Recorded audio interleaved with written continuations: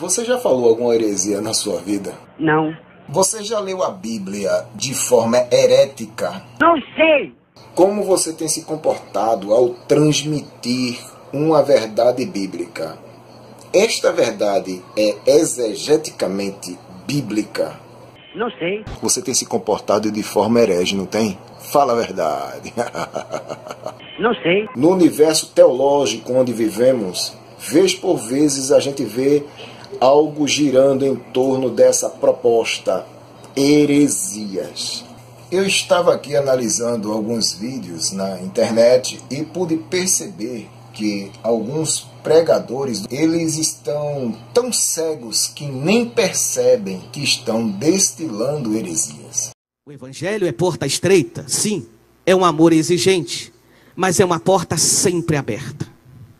Deus nunca fecha a porta para ninguém. Por isso, talvez seria momento de, assim como fomos capazes de dar um salto na sabedoria do evangelho, vencer a escravidão, não está na hora da gente dar um salto na perspectiva da fé e superar preconceitos contra os nossos irmãos homoafetivos?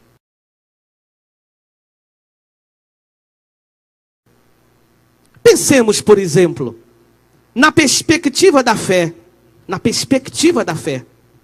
Quando a gente olha para a homossexualidade, minha gente, a gente não pode dizer que é opção. A gente não pode dizer que é opção. A gente não pode dizer que é opção.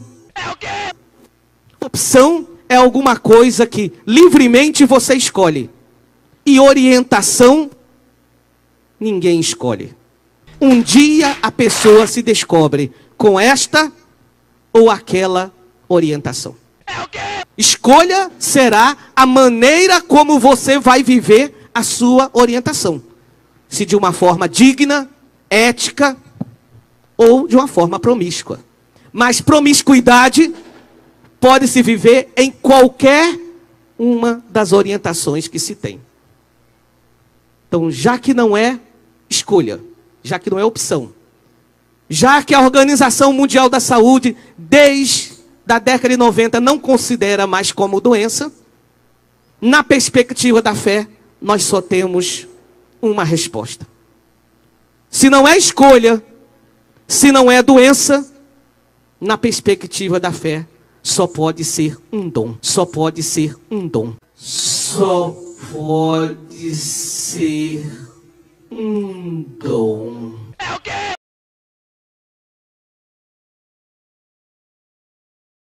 Dom é isso, é dado por Deus. Mentira! Não tem jeito. Se não é escolha, se não é doença, é dom. É dado por Deus. É dado por Deus. É dado por Deus. Herege! Mas talvez os nossos preconceitos não consigam perceber o dom de Deus. Perceber o dom de Deus. Perceber o dom de Deus. Herege!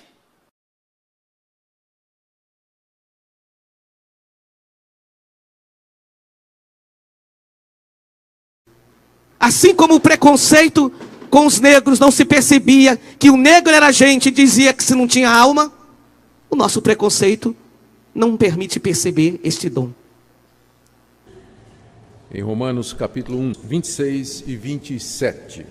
Por causa disso os entregou Deus a paixões infames, porque até as mulheres mudaram o modo natural de suas relações íntimas por outro contrário à natureza.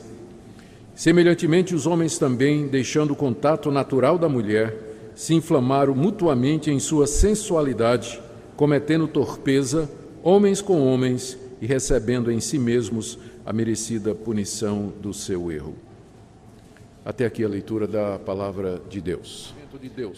Paulo nos diz no início do capítulo 1 que eles sufocaram a semente do conhecimento de Deus que está nos seus corações e se voltaram para os ídolos, criaram deuses à sua imagem e semelhança e rejeitaram a revelação do Criador e do Todo-Poderoso.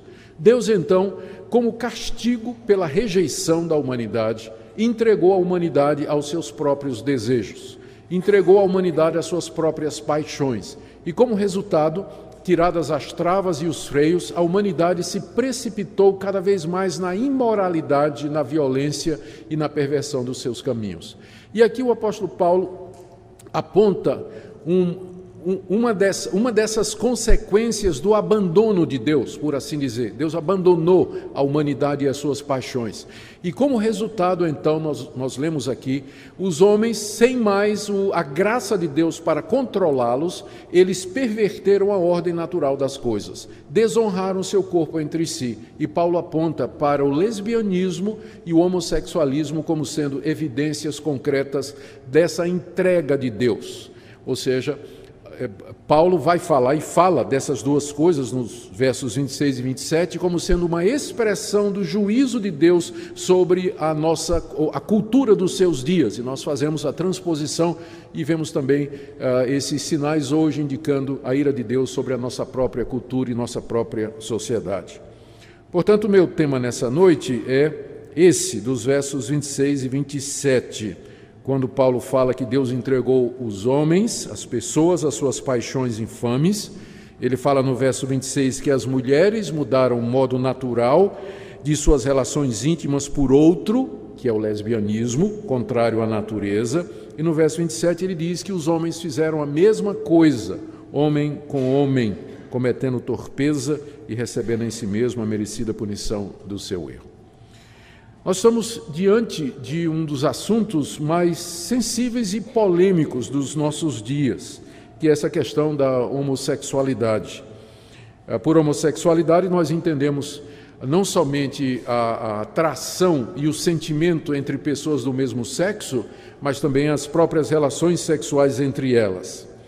A pergunta é por que esse assunto tem ganhado tanta visibilidade em nossa época? E a resposta pode ser dada na seguinte direção. Primeiro, porque o movimento, chamado movimento gay, ele organizou-se nos últimos 30 anos e ele assumiu uma militância que não existia antes.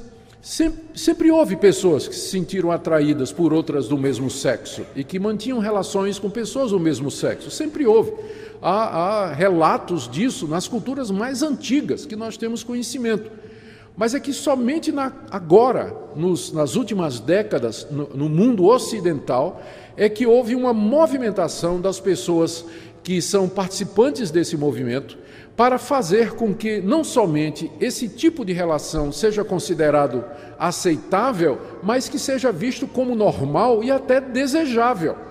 E esse movimento, então, ele vem ganhando cada vez mais, apesar de ser minoria, a adesão de políticos, de artistas, de fazedores de opinião e tem conseguido influenciar os meios de comunicação, a mídia, a política, a cultura e a própria opinião pública, não é?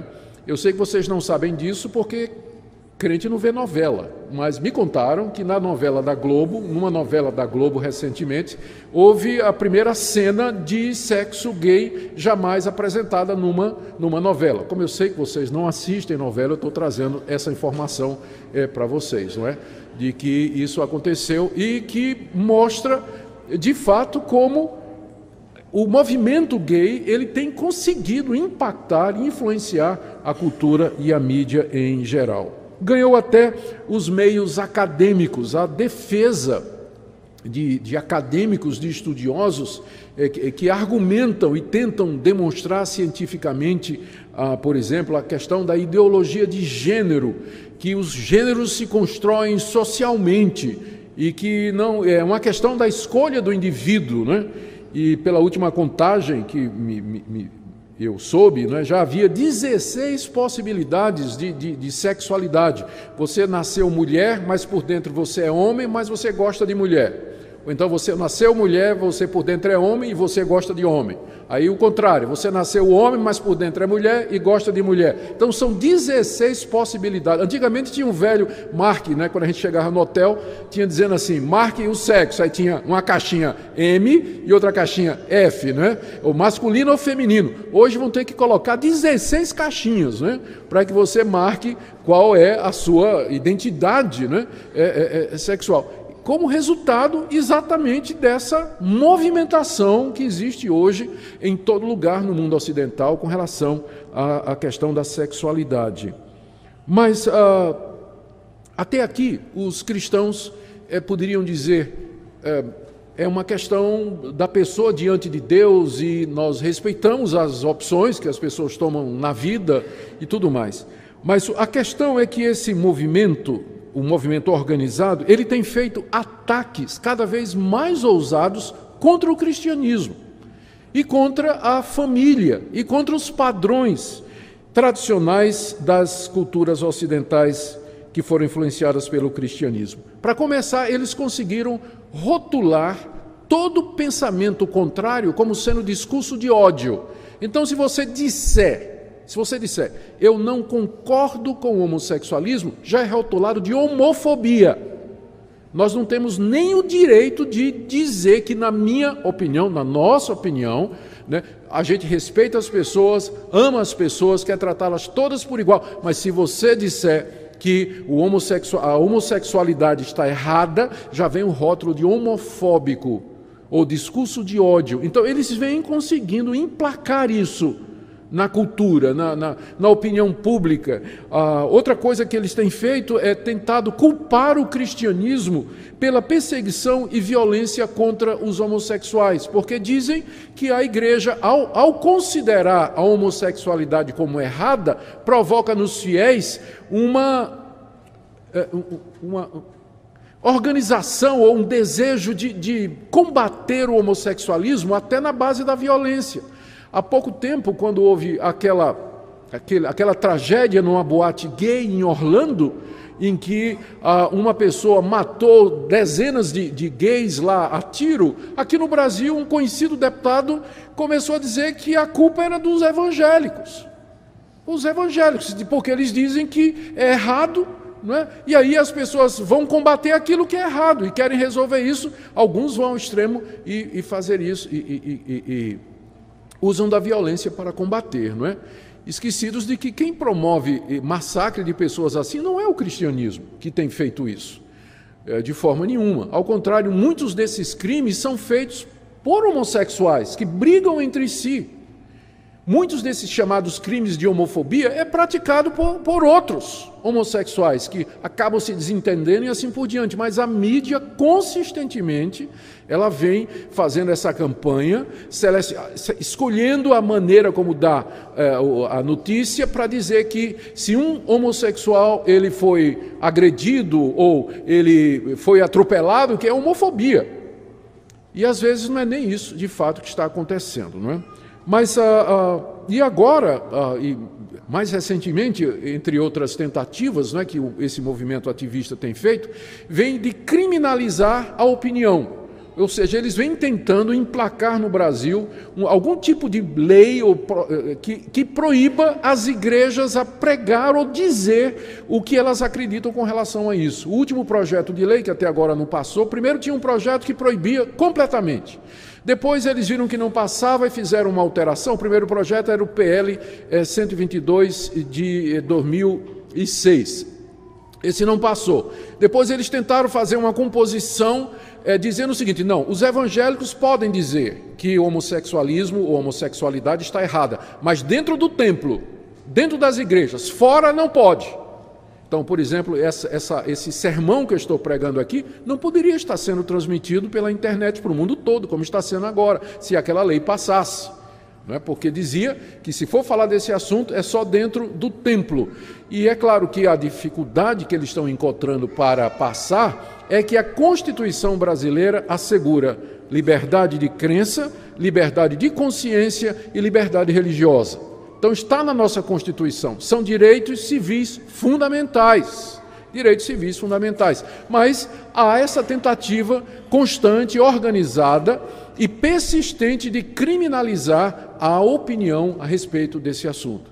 Os cristãos, eu acredito, eles respeitam a decisão de cada pessoa. A gente sabe que cada um dará contas de si mesmo a Deus. Se uma pessoa quiser seguir esse caminho, é uma decisão que ela vai tomar e nós vamos respeitar essa opinião, mas a posição. Mas eu tenho o direito de dizer que eu considero aquela atitude como qualquer outra, ou como qualquer outra coisa da vida. Eu posso dizer que eu não concordo, que eu acho errado, que esse tipo de comportamento ou de atitude, ela vai contrário àquilo que eu acredito. Chama-se liberdade de expressão. Santiago, misericórdia, gente.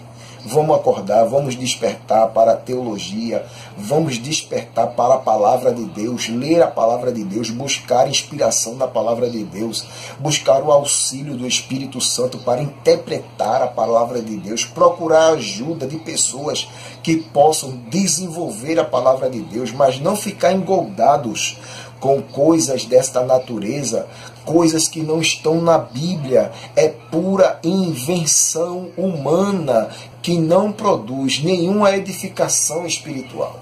Se você gostou de todas as informações que eu passei neste vídeo, comenta no rodapé para a gente trabalhar muito e desenvolver, aperfeiçoar, evoluir. Dê sugestões também para que a gente aprimore aqui, melhore todas as informações que a gente passa aqui no nosso canal. Amém? Que Deus te abençoe. No nome de Jesus, que você cresça.